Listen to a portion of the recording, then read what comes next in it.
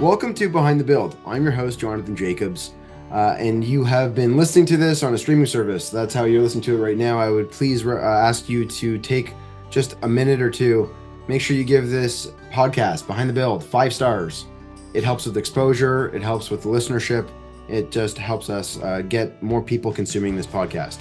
With that said, we're based out of Toronto, Ontario, Canada. Today's guest is from Reno, Nevada.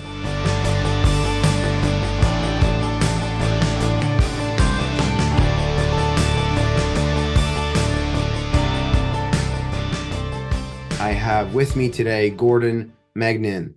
Yes. Excellent. Okay, good. I had to take a pause, make sure I got it correctly.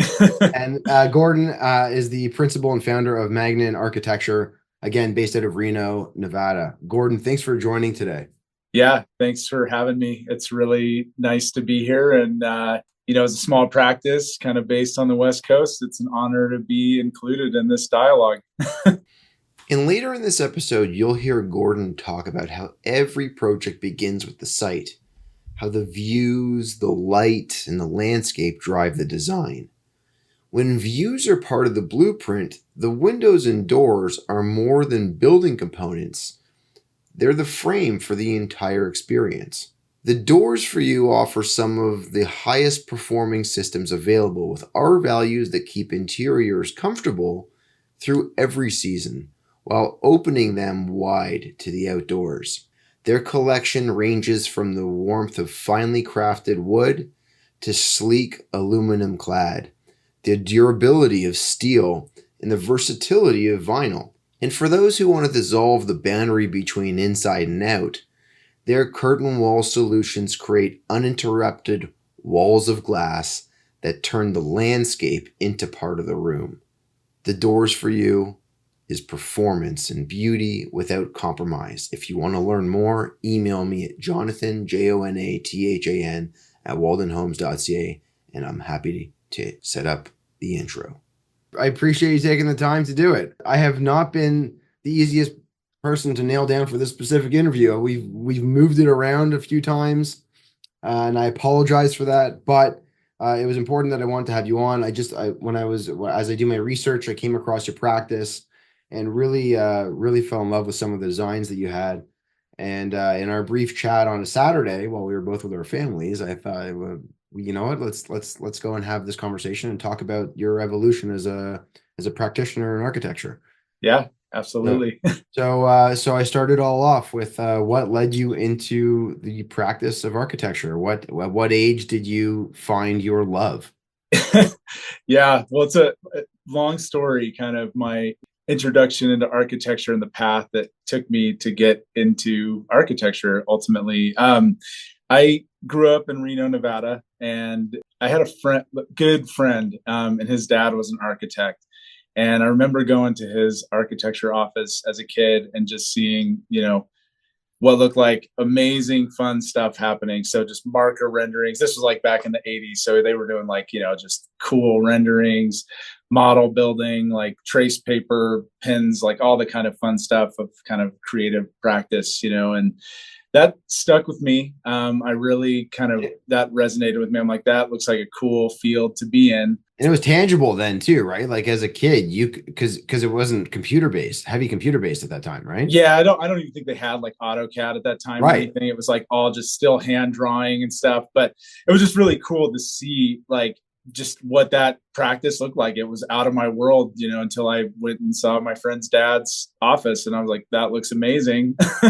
And it kind of stuck with me. I mean, I was always creative as a kid, so I was drawing all the time, not necessarily like trying to draw buildings or anything, but like just always drawing, kind of painting, like model building, just stuff like that. It was like really kind of like creative outlets as I was growing up. I would say I was not the greatest student through like middle school, high school. I was interested in the things I was interested in, but like not interested in the things that I wasn't, so I would kind of really be dedicated to like one of these classes I had in middle school was like technical drawing. And we would just do these like axonometric drawings and things like that. And for whatever reason, I just like gravitated to that and like kind of picked up on it really quickly. And like, I would just get in the headspace where I'm kind of just drawing these little like kind of mechanical assemblies and stuff like that. It was just really cool, fun work. That I kind of led in going into university. I decided to stay in the state of Nevada, and there were two options for that. So UNLV is Las Vegas, and then UNR is Reno. UNLV had an architecture program, but I decided not to go down there, and I stayed in Reno, and I studied structural engineering. So I did a full bachelor's degree in civil structural engineering, and kind of in that time too, I took some classes like sort of fundamental of design sort of stuff. And like definitely the people that I interacted with at that time were like, you're in engineering, but you should definitely be like thinking to kind of go into this architecture direction. I think that was always the goal long term. So what I did, I finished up university, worked for a structural engineer for a couple of years, and then ultimately decided I was going to go to grad school for architecture and sent applications out everywhere. We're really kind of top, I was like, I want to go to like a really good school. So I kind of like tried to hit like all the kind of top schools. I ended up applying to SCI-Arc, which is where I ultimately ended up going for grad school. And the funny story with that is For those that don't know, yeah, SCI-Arc stands for the Southern California Institute of Architecture, okay. which it's kind of funny. I always tell clients that ask, I'm like, architects know it, but nobody else knows it. But it's, I applied there, I had a body of creative work, but it was not architectural like related. And so they rejected my application, and they're like, hey, come down for this summer program it was called Making a Meaning at the time. And it was like either a 6 or 8 week kind of like intensive design program. I decided to just quit my structural engineering job, move down to LA and do this summer program. And at the end of it, they invited me to stay on for the graduate school program. And so that was a 3.5-year program at SCI-Arc, and ended up getting a master's in architecture through that. And it was a really awesome creative place to spend a few years. I actually want to ask you some questions that before even going into that program. Working as a structural engineer, what were some of the projects that you were able to work on? It was kind of like residential work and some like light commercial, but it's really funny because when I came out of that engineering program at UNR, you're sort of doing like really high level kind of like calculations for like steel buildings and concrete structures and things like that, and ultimately kind of like that. I think people do go into that kind of large scale commercial practice, but I was sort of like in a smaller firm and they were doing like smaller work. And honestly, like the kind of gap between what you're learning in school and what like when you start to work in the field is so huge. Like I didn't even know what a header was like over a window, and I'm just going, oh wow, like now I'm kind of getting into this like like you're kind of doing theoretical work in school, and then I kind of moved into this world of like practical work, and it's a huge shift, and I mean, I feel like the experience that I took working from like in structural engineering really benefited like my architectural practice in the long run, just because even though I don't practice in that realm anymore, just the kind of like technical ability and sort of like just intuitive understanding of structural has really helped inform what I'm doing from the architecture side as well. I think if you ask some of the engineers that I hired to work with me now, they probably agree. It's kind of nice to have somebody that has a little bit of knowledge on that side.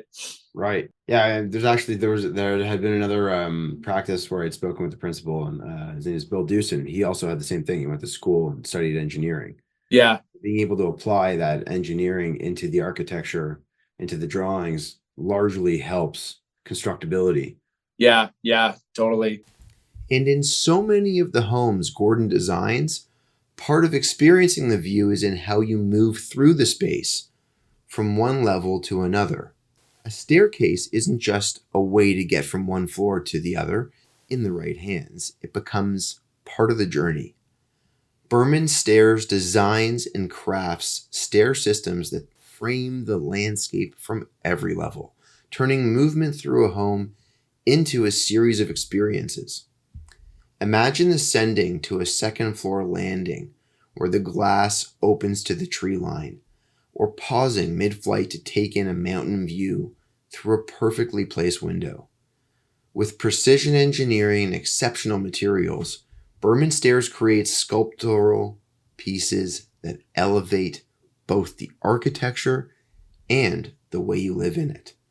Whether it's a minimal steel spine, a warm timber structure, or a dramatic floating stair, each design is tailored to the space and the views it reveals. Berman Stairs, crafted to connect every level of your home and every moment within it. If you want to learn more, email me. It's Jonathan, JONATHAN, at waldenhomes.ca. Yeah, and part of that too is that after I got out of grad school, I worked for a firm that was doing structural, civil, and architecture all in house because I wanted to get I wanted to get enough time to take the PE exam. So I ended up taking and passing that, and then went after that firm. I moved into like an architecture only office down in Los Angeles, and it was a just intense kind of architectural practice where I feel like that was sort of where I like kind of learned how to practice architecture. It was like a good like 4-year period where we were just going really intensely on design. So was it all residential? No, that firm that I worked for in Los Angeles, he was doing all sorts of work. So we did like medical facilities, high-end residential, it was like anything, multi-family projects. I mean, he was kind of all over on that kind of work. And some of it was like adaptive reuse. We were doing big buildings in downtown Los Angeles where we're, taking an old like ice warehouse and converting that into condominiums and apartments and things like that. So it was cool, kind of varied work experience for sure. Right. And was the design of the work that you were working on there, was it as contemporary and modern as what you're currently working on now, or was it a more wide-ranging aesthetic? Well, it was a mix. I mean, definitely the principal of that firm, he was an instructor at SCI-Arc too. And he had worked for some pretty like heavy hitters in LA, like on some pretty complicated design work. And so when I saw what he had like done in his history and like even in his own practice, I was like, that's a guy I want to go and get experience from. But yeah, I think that it was definitely a mix. I mean, that's an interesting question because one of the things this is something I kind of took from grad school. I had this instructor there and he was like, you're going to go out you're going to graduate, you're going to go out, you're going to work for people. And these people that you're going to work for oftentimes have like really kind of big personalities and like, just like strong design directives and like sort of intent that they're after with their own work. And one of the takeaways that he was saying is like, go work for like, after you get out of school, work for, half a dozen different firms, but always kind of keep in mind that like those firms have their own aesthetic and that you're ultimately going to have to kind of like reach your own aesthetic at some point too. And it's this instructor at SCI-Arc, I mean, he basically was like, it's really easy to kind of like adopt somebody else's aesthetic as your own, especially if you're working for them for 5 years. And so I kind of always kept that in the back of my mind that like I will work for people, understand how they're doing things. And even these like super strong designers, it's like you sort of get on board with their program. But I always kind of had it in my mind. I'm like, I definitely want to like sort of develop like my own thing and kind of in the long run. And it's just been kind of an interesting evolution to like keep that as like as a driver, like don't keep your kind of own vision on the forefront. And was your focus or interest in something that was more contemporary? Yeah, definitely. And it had always been that? Yeah, I think so. I had worked at a firm, like another firm in LA that kind of did more traditional work.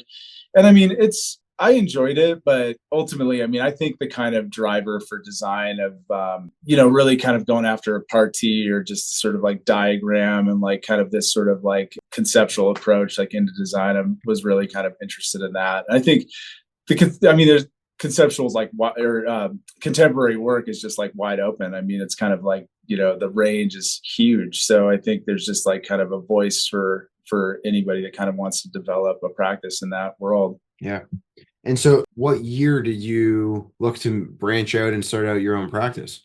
So I don't remember the exact year, but we moved back to Reno. Well, I was working down in Los Angeles. My first son was born down there, Okay. and my wife did her maternity leave. And then I actually quit the job I was at the time and stayed home with him for 3 months. And then I was working for an architect in Reno remotely, and he was getting busy, and he had the proposal for me to move back up. And I was kind of really on the fence about it at the time. I was like, I don't know if like moving back to Reno is going to be the right move long term.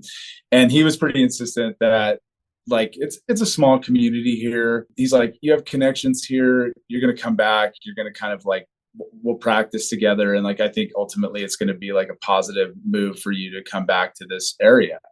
And given that our son was born down in LA, and we're like he's in daycare, and just that whole thing was just like really hard to navigate. And we're looking at kind of purchasing a house down there, and we're realizing it just wasn't even going to be possible at the time. And it just made a lot of sense to like move back. And that was like 12 years ago. Okay. At this point. And yeah, so I moved back around 12 years ago, worked for an architect in Reno for a handful of years. And then I worked for an architect in Truckee, which is like about 30 minutes kind of up the hill near Tahoe for 3-4 years as well. Okay. And through that contact in Truckee, kind of working in that architectural office, I got in contact with a bunch of builders, and a builder and a real estate agent basically saw that I was kind of doing some small work on the side, and they saw some drawings and like, well, we have a project if you want to do a project, and basically decided to jump. It was, I had like, it was one project up in Tahoe, and they offered it to me, and I just decided to go for it. I felt like the time was right to do it. And yeah, so that was at this point, that was like 7 years ago. So I'm just coming into my 7th year of like personal practice. Wow. So that one project, were you involved in all elements of design? Were you involved in the architecture, the interiors? Yeah. Okay. So the funny thing about it is it was, the one project, I did everything. We got it fully entitled and permitted. It was up in Tahoe, and the owner ultimately decided not to build it,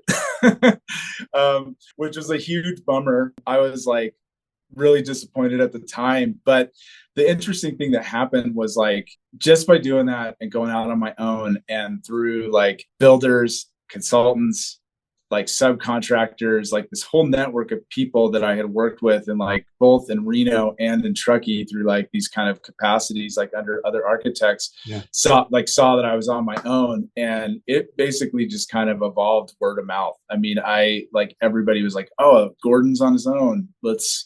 I have a small project. And those first couple of years, I mean, did everything. I'd add a little dormer to a house, and cut in a garage door to a small commercial project in Reno. And it was a, interesting couple of years, but I just started to get more traction. And yeah, it kind of just evolved like naturally from that one project, and just kind of the network of people that were sort of surrounded that. And even before that.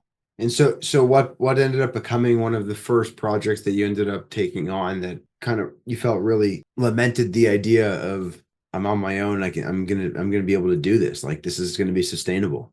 Yeah. Well, I did. So kind of right after that first project, I got a second one, and it was also a referral through a builder, and it was in Olympic Valley, which is kind of in between Truckee and Tahoe.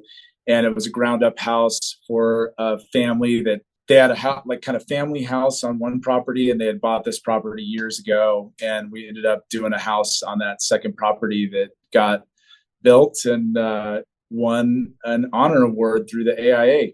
And that was kind of the goal from the get-go. I had a very loose idea for the practice, but I was like, I want to do like, really, it was just like, I want to do award-winning kind of unique work. So to kind of definitely compressing the timeline here, because it takes, a year to draw the plans, and then a year and a half or 2 years to get the building built, but, so I'm kind of at that point, 4 years into running the practice, and I win this award, and I'm like, this is amazing, and then it's kind of evolved from that. I'm just looking on the map at where Truckee is comparatively to where you are. Yeah. So it's like about 30 minutes to the west.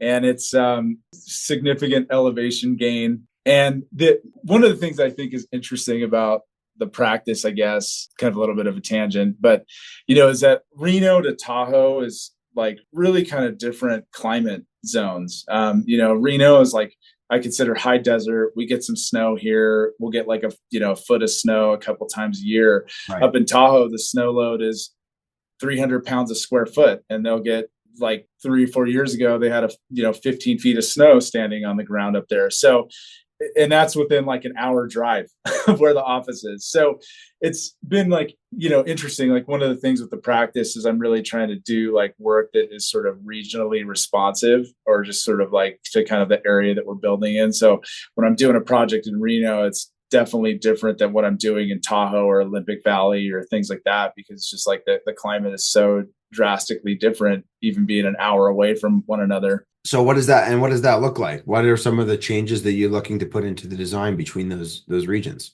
Yeah, well, big one is like always in Tahoe, consider snow shedding, snow loads. That's a big factor in design. And with that kind of connection between indoors and outdoors, it's not just about the architecture. It's also about how you live in those spaces. When you live in a home designed to connect you with the outdoors, where the view is part of the experience, your appliances should fit seamlessly into that lifestyle. Kaplan's Appliances curates premium indoor and outdoor solutions that elevate how you cook, entertain, and live.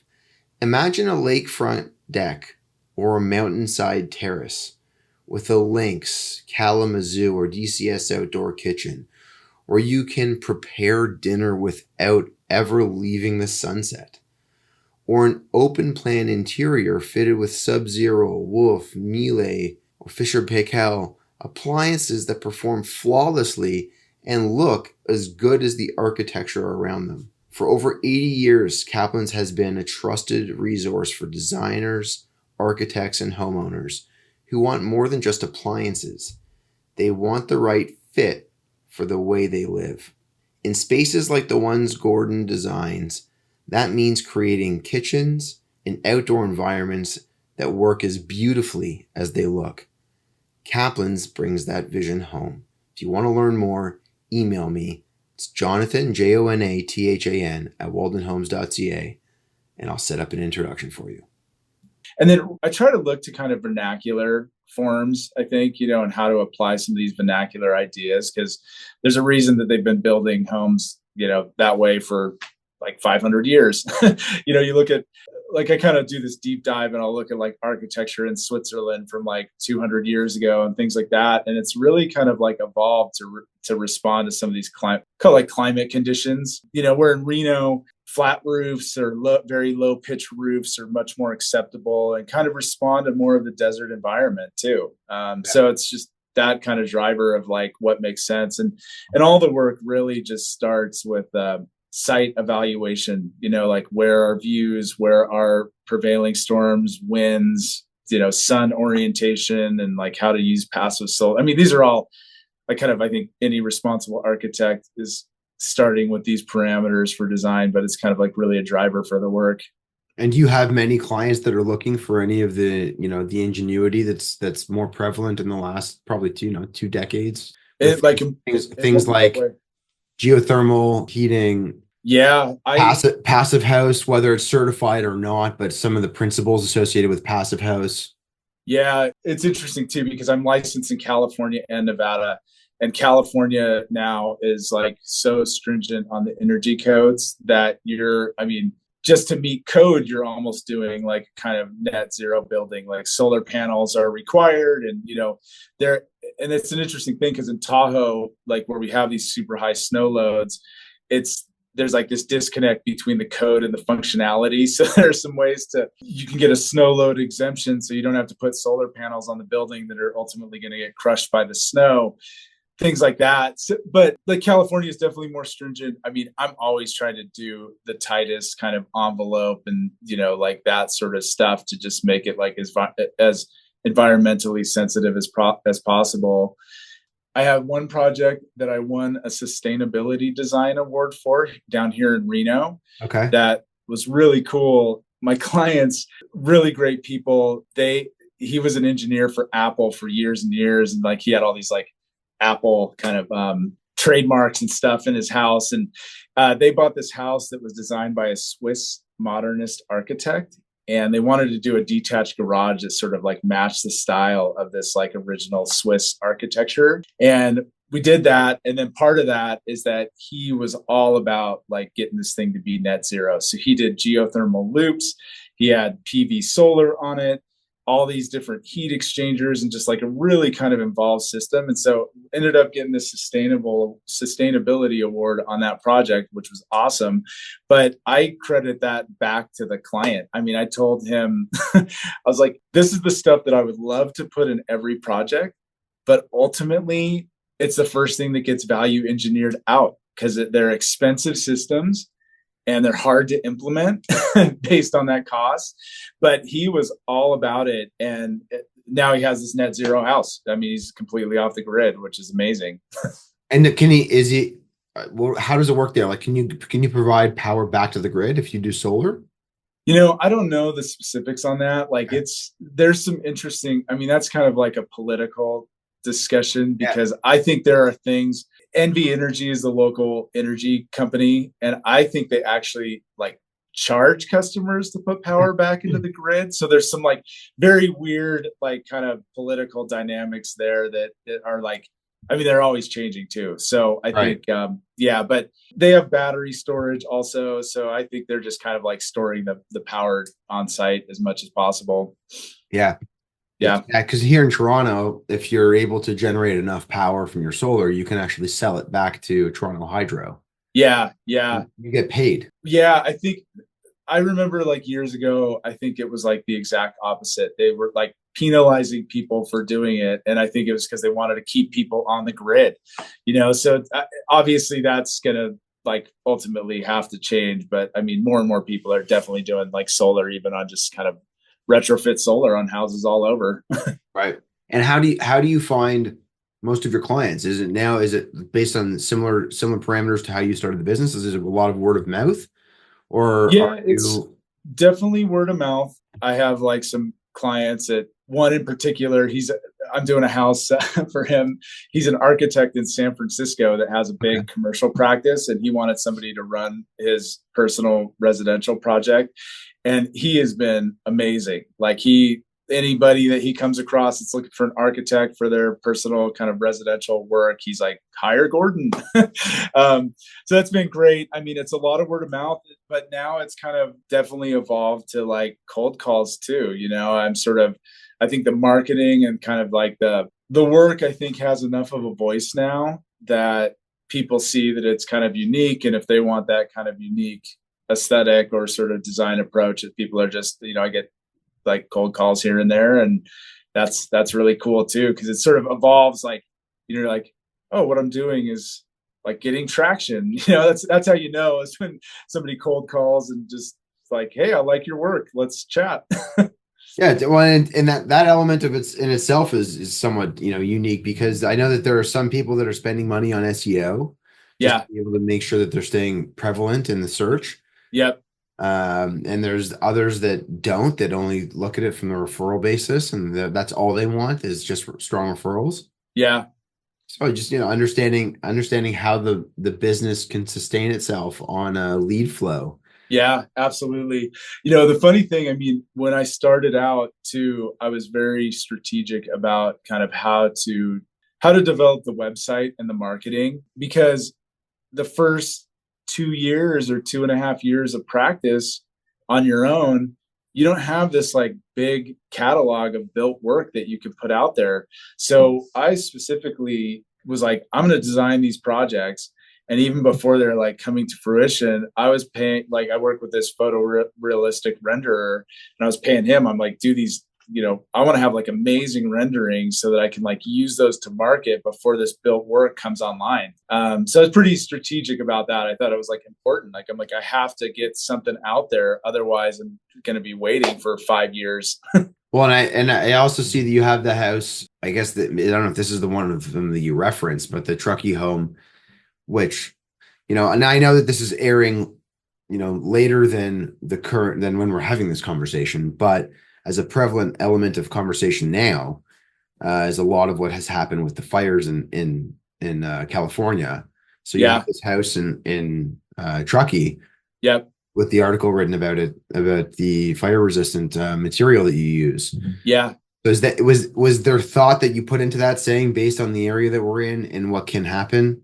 Yeah, absolutely. So there was a fire a few years back called the Calder fire that basically it just burned up this canyon a good probably like 50 miles and got up into Tahoe. And it was like, I mean, it took out a ton of homes down in South Lake Tahoe and through like some of these communities down there. Pretty much all the areas are kind of these like areas that I'm designing in are high fire severity zones. So that is like by code, we have to do like a fire hardened structure. Anything above and beyond that, I mean, it's kind of similar to sustainability measures, but like it's a real risk, and people understand that. Like the fire in LA that just happened, I mean, that was like just so extremely tragic. And I mean, I think people never thought, I never thought that a fire like that could blow into the grid. You sort of see how there's definitely like fuel in the hills, and that can kind of like burn and then kind of come down up to like houses that are adjacent to that. But what happened in Los Angeles, I mean, this fire like burned into like the residential grid, blocks and blocks of homes that went up, that just was like terrible. So I almost look at this fire protection as part of this of sustainability, of just keeping a home intact. So what types of materials are you looking at when you're looking for the construction in this? Definitely like non-combustible materials. So that's number one. Tempered glass, anything. If you do a combustible material on the project, we're having to do 1 hour fire rated construction. Most fires start on structures from attic vents and crawl space vents, so embers blowing into those areas of the home. So if you have an attic at all, you're doing like really tight kind of mesh attic venting. But if you can remove those components altogether and do like a vented space, or a building without an attic, I mean, Yeah. or slab on grade construction, I mean, there's just like things you could do to greatly improve the ability of a structure to survive a fire. And I mean, I know that in what we do, we're always looking, it goes always, there's the code, and then there's what you want to do beyond the code. Yep, I'm exactly. assuming most of the clients are looking to try to, if they can, exceed code. Yeah, now can't even get fire insurance anymore, so it's like, I mean, that's kind of a big deal. So whatever we can do above and beyond that fits within the budget, we're doing it. Okay. And sometimes the way you connect a home to the landscape is through water, making it part of the architecture, part of the view. That's what Aquanta Pools is all about. They create custom water features shaped and detailed to reflect their surroundings, so they feel like they've always been a part of the land. Imagine a soft, beach-like entry that blends into natural stone, or an infinity edge that seems to pour into the valley below. From a mountainside terrace, the water surface mirrors the horizon, pulling the view right into the home. Every detail is considered, every finish crafted to complement both architecture and environment. With Aquanta Pools, the water becomes another layer of the landscape, designed for beauty, crafted for life. To learn more, email me, Jonathan, Jonathan, at waldenhomes.ca. And have you experienced outreach that takes you into regions that you haven't yet worked in the last little while? Or is a lot of the concentration of your work in the same regions that you have been working in for a while? It's pretty much in the same regions. I would say I'm Reno, Truckee, Tahoe. I've done a few things down in the Bay Area, so like San Francisco adjacent. Yep. But I was doing some commercial work down there when I first started out, but it's a good like 4 hour drive, and Yeah. it's a hard kind of like commute back and forth. So Yeah. elected to put that on the back burner. And once I started to get some traction regionally, just because it was like pre-COVID, I was having to go down and submit plans in person and things like that. So it was a trek. It's a Hard, lot. It's a lot of man. It's a lot of resource time that you could put towards other things, right? long days in the car. Yeah. Okay. And so tell me a bit about the operation of the practice. How has it been working? Like you started it out, it was just you. Is it the same now? Is it just you that's running the practice and involved in everything, or do you have other people that are helping you out? No, so about a year into the practice, I got a contract drafter to help me out, Okay. and she was with me for probably 5 years, and it was like a really great fit, I think, for both of us. She was kind of living out of a van and rock climbing and drafting in the evenings and stuff, and that really worked out well. And ultimately, she decided she just didn't want to. She didn't have an education in architecture, and she just decided she didn't want to continue in architecture and was moving on to other things. So I'm on my own right now. I've been outsourcing some drafting things here and there. I've also reduced the volume of work a little bit. Okay. So now that I can be kind of selective on the projects that I'm taking on, I'm kind of doing less, better work. Yeah, you're you not know, interested in doing the cutout for the door anymore in the garage. yeah, exactly. Exactly. So this year, I really want to try to bring somebody on board to help. And I think I'm kind of reaching this point where a lot of the work I'd love to mentor somebody that is interested in design. It's been a challenge to hire here locally because there's not an architecture school down in Los Angeles or probably like Toronto or these bigger kind of metropolitan areas, you have architecture schools that are graduating like 500 people every spring. And in Reno, it's just, we don't have that. And so it's been hard to find people to kind of help out.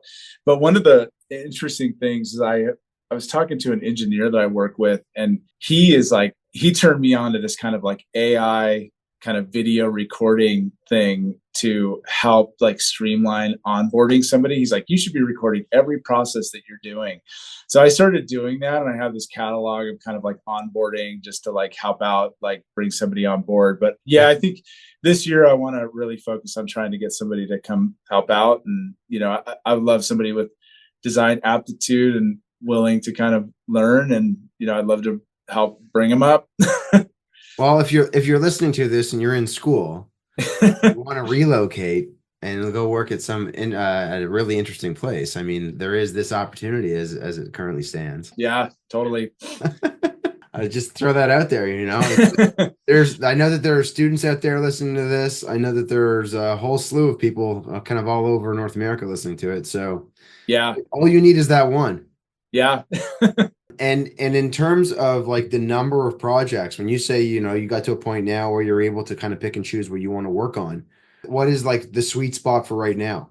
How many projects? Like right now I have, there's a handful. I mean, so like other kind of people on the podcast have talked to this point that you kind of projects are at different stages, different Yeah. phases. So like you kind of have some that are I probably have a half a dozen that are in construction. So like CA and kind of support on those as needed. Yeah. I have 3 new ones that are in design right now. Okay. And I'm kind of thinking like the sweet spot is probably between like 6 and 10 a year if they're like ground up new buildings.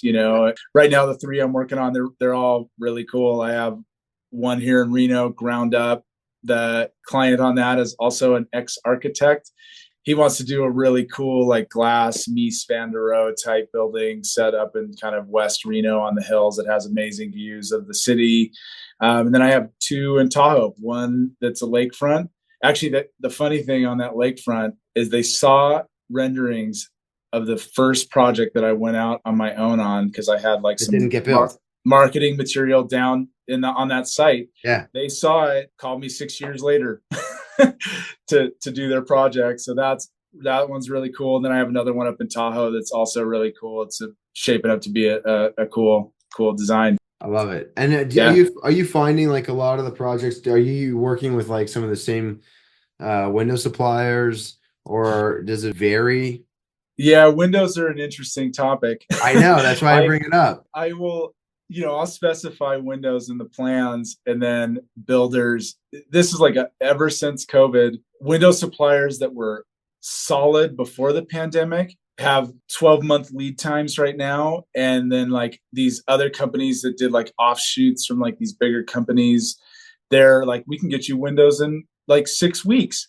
So a lot of the builders now are suggesting alternates on those window systems because there's just like a lot of offshoots for this kind of call it like aluminum, thermally broken aluminum window systems is generally what I'm trying to use, or like clad aluminum windows.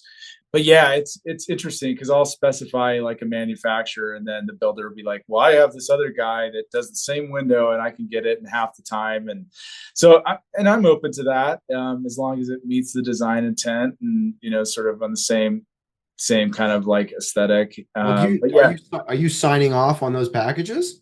yeah, we get, I mean, ultimately it'll come in as like window, shop drawing package. It's always a bummer because like you draw these construction drawings and you put in like all the, extruded aluminum profiles of like one manufacturer. And then it's like, hey, we're going to use this other one. And then everything changes. Whether or not those like ultimately get updated in the drawings, I mean, ideally it happens, but a lot of times on these fast track projects, they're just like, I'll review it in shop drawings and, move it along. Yeah, I can appreciate that. Yeah. We sometimes run into the same exact issues. Yeah. Some of the long-time suppliers, they have longer lead times, and you have a project timeline that you need to hit and a budget you need to hit. Yeah. Well, some of these new window companies, they're so aggressive too. Like they know they're on the coattails of like the giant, and they're like, we want the business. So they're yeah, there's a lot of good product in Poland. Yeah. Like a ton of companies that come out of Poland that are emulating what comes out of Germany. Yeah, totally. Yeah, there's some amazing, I mean, some of those like Albertini windows and stuff like that are amazing, like these European companies. But those also, do you guys work in the metric system up there? Are you feet and inches? Yeah. So okay, but when you're submitting, it's not like that. It's ridiculous. So that's an interesting thing, is like kind of the European products, because they're always like the compatibility is like we're trying to insert like centimeters and stuff. Your conversions. Yeah. It's ridiculous. It is what it is, but it's always like a little bit like cumbersome and like kind of sketchy, once you're like dropping in some like European like kind of sink or whatever it is, Well, or the window package. Let's say you're talking about a window package. We're talking Canadian dollars, but like if you're putting in a window package, it's $200,000. Yeah. And you're working on the conversions to make sure that everything's going to align. Yeah. And if you're off by a couple inches, it can have a huge impact on the overall design. So totally, on a modern building too, where your like tolerance for error is zero, right? Exactly. I mean, exactly. The framers are out there giving a rough opening, and like it's like 60.5 inches, and then you're getting a centimeter like number back. There's coordination there. It's not. It's like, well, look, that's get past it. That's one of the core values in making sure, okay, if anyone out there is a client listening to this, okay, or a prospective client, having the architect on board through construction is huge. Please, 100%. Please pay the hourly fees. It's worth it. You will get a better outcome. You will be happier. You'll have spent less money in the end, even though you think you're going to spend more. Yep. Okay? Having Gordon on board, or whoever you're going to have out there, listen to them and have them on. 100%. A guy I worked with in the past, he had this way he described it. He's like, if you were in a law firm and you were prepared a case for like a year and a half, and you just had like all the documents, and you're just writing up like kind of like all these summaries of like what this information, and then you're just going to take that and hand it to another attorney and just say, good luck in court. Not even the attorney. No, it'd be you. Right? Right. You as the client was like, you know what? I appreciate all the documentation. I'm going to take and go to court now. Right. Exactly. No. Exactly. No. You're going to have them go and use all the information that they know. Yeah. No, I totally agree with that. There's so much. They say you make like 100,000 decisions on the design of a home, and whether they're implicit or explicit. And it's like, there's things that, you can't ever document everything in the drawings, no matter how hard you try. There are things that happen in the field where you have to respond to it. So to have somebody on board to help guide you through that is key. Yeah. That cost, again, that cost is insignificant in the cost of the build. Yeah, totally. So, listen to us. I appreciate all this. So as I have asked many people in the past, I'm curious, are there areas within this live world where you wish that you could have one of your designs built upon? Is there a specific location, or is there a country or a city or a region or something where you're like, I really wish I could have a place designed and built there? Honestly, I really like where I'm working. I mean, I like that response. I talked to this friend of mine, and he lives out in New York, and he was telling me, he was just like looking at the Instagram, and he's like, the projects you're doing, he's like, the locations are just amazing.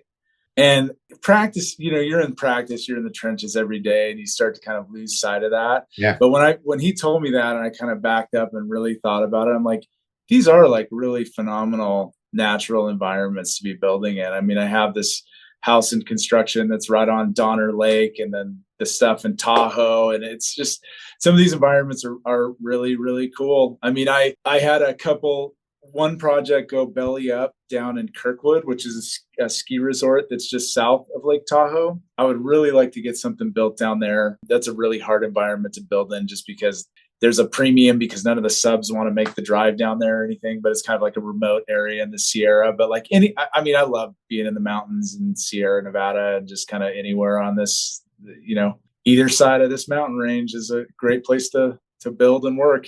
I'm looking at Kirkwood now on the map. Yeah, it's an amazing ski resort. And, I did this project there, and unfortunately the clients had some health issues, decided not to do it. It was also like expense related. But yeah, it was a really cool project. I would have loved to get that built, but I kind of have that on the back burner. I'm going to do some version of that in the future. All right. Okay, so outside of region, and I again, like I also think that where you are is a pretty magnificent area. Like to be able Yeah. to have your design go up in areas of Tahoe and Truckee and Reno, like you're hitting all these different typologies and requirements for what views can look like, what material can look like. Yeah. It's a pretty special thing to be able to have at your doorstep.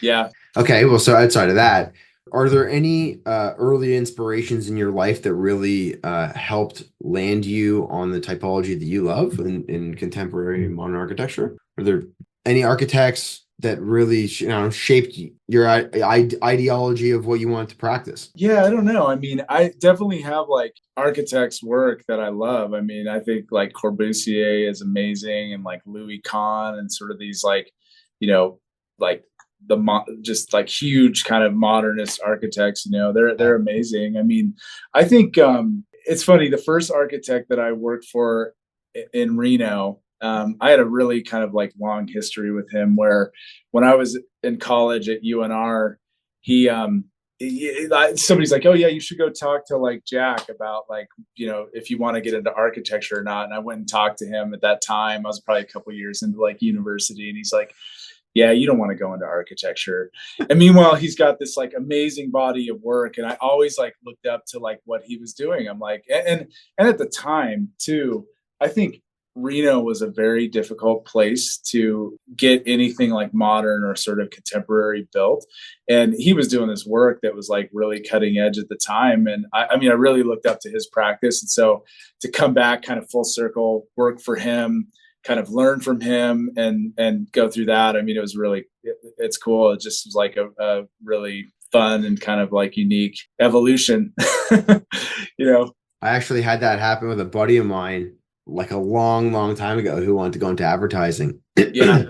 My brother works in advertising, and he asked my brother about it. My brother's like, you don't want to do it. You don't want to do it. And then my buddy eventually made his way into the industry, and then ended up being one of the top creative guys at the New York practice, of the same practice my brother Oh, in Toronto.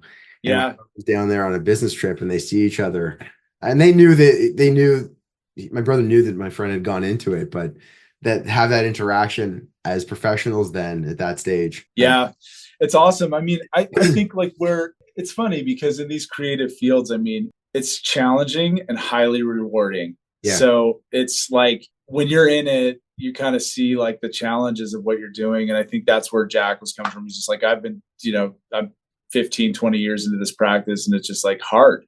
and if there's like an easier profession, I mean, that's kind of where he was like, do something else. But it's, if it's your calling, I mean, I think it's just like you sort of just like, I find it so highly rewarding. It's kind of the work that I'm doing. It's a challenge. Every day you run into kind of like new and unexpected things on all sides: design, entitlement, like what, like somebody, like consultant work and just everything. I mean, it's just like you're solving new problems all the time. Mhm. And ultimately you have like an end result that hopefully is like an amazing product, of kind of going through that. And it's just, I mean, you have to go through the process to get there. Yeah. So, okay. So, with all that said, you talked before about your son being born in Yeah. LA 12 plus years ago. Yeah.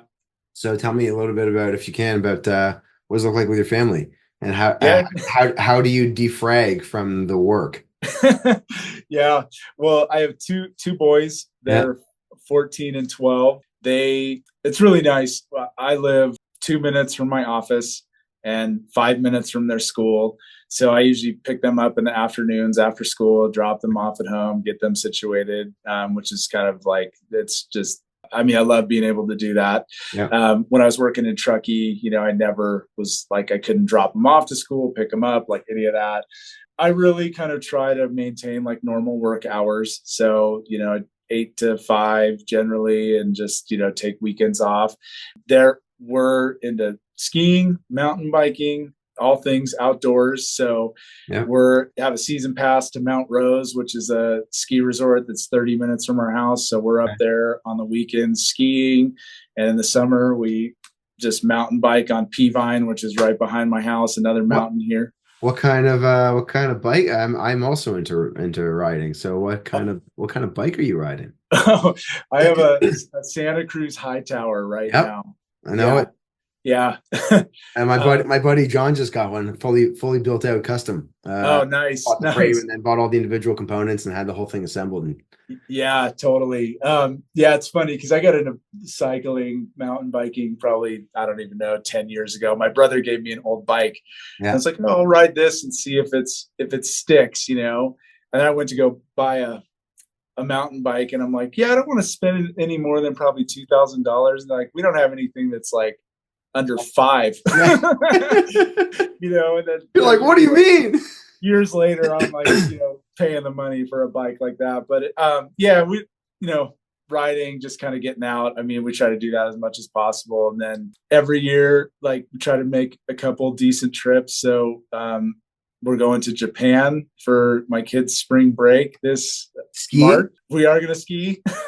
Oh, where are you going to Japan? So we're flying into Tokyo, and then we're going to go to Nagano and then Hakuba, which is like where we're going to ski. And we're only doing that for a couple days, and then kind of just touring, like going down to Kyoto and Osaka and then back to Tokyo. And I'm also going to connect with some friends from SCI-Arc there too. Okay. So looking forward to connecting with some old friends that are back in Japan. And wait, hold on. I'm going to go back up to that. Yeah. Anyway, you're going to Niseko? No, I was looking at, I didn't want to, the travel from like Tokyo up to Niseko, like up north, was like another flight. And we're just like, we can bullet train to where we're going to go ski. Yeah. So easier. I think with the boys, like they're already like they're better than me already. It's, they're like you were like going to ease into that. Yeah, exactly. But ultimately, like, I think when they get a little bit older, that'd be like the trip to take, and I want to, I have a whole list of kind of like trips like that. I want to get them on backcountry skis and do a ski tour. Yeah. One of my dream destinations is Baldface. Yeah. With Baldface in interior BC outside of Nelson. Yeah. Yeah. And the biking thing, I mean, just so I'm going to say this for anyone out there that's listening to this, you got to understand one amazing thing about if you're not into adventure sport, like these two elements of skiing or snowboarding and mountain biking, there more or less is almost nothing that you can do, I don't think, and I've done a lot of activities that allows you to completely dial in on that one focus of a line. Yep. That eliminates all of the noise of life. Literally, you cannot afford to think about anything else. Yep. because that wrong turn can lead towards a severe catastrophe. So I can fully appreciate your weekends or potential evenings. It is a great. I have the same joy. In Yeah. Toronto, we don't have the mountains that you have, but in Toronto we have a trail network literally off of my street, and it's about 100K worth of single track. And Nice. it's short, punchy ascents and descents nonstop, like a mecca to have in a major metropolis that very few people get to take advantage of. There's Yeah. That's the same awesome. people in that trail network all the time, so I love it. And your wife also works, and so you have this Yeah. beautiful ability to be able to align your schedules and like be actively involved with your kids. It's a really special thing that you seem to have carved out here, Gordon. Yeah, totally. My wife, she works part-time for she a bookkeeping and accounting company. And so that's been great. And it's just funny, like the kind of like proximity and like the things I'm talking about, and like the kind of like work-life balance. I mean, it's really important. And I mean, I feel grateful all the time, for kind of where we are and kind of what I'm doing professionally and then also personally in life. I mean, I tell my wife all the time, I'm like, I'm just like, can't imagine us being in a better spot right now. It's a very special thing to be able to realize and appreciate. So Yeah. congrats to you, man. I feel like it's early in a career to feel like that. And it's something that I don't think a lot of people get to fully appreciate. Yeah. Well, I like I said, I mean, I'm definitely grateful, and it's just like, I mean, it's all through like great clients and just, I mean, hard work and, perseverance. And also what you put out there as an individual, right? Yeah. The energy you put out there is largely the energy you receive. Yep. Yep. So as I don't know how hokey dory as that sounds, but No, it's true. It's true. true. I mean, it's like it's like important, kind of what you Yeah. put out into the world, you get back. Yeah, so I'll close with this. If you've listened to all of this, you'll also be able to find Gordon's designs on as a feature on the profile. So head over to our Instagram page. You'll be able to see some of the content from him that he wants to curate and put out there. And if you want to see more, by all means, go check out his Instagram. Go check out his website. It's been a pleasure chatting with you, getting to know you a little bit, and I wish you all the best on the trip. By the time this episode comes out, that trip out to Japan will have come and gone.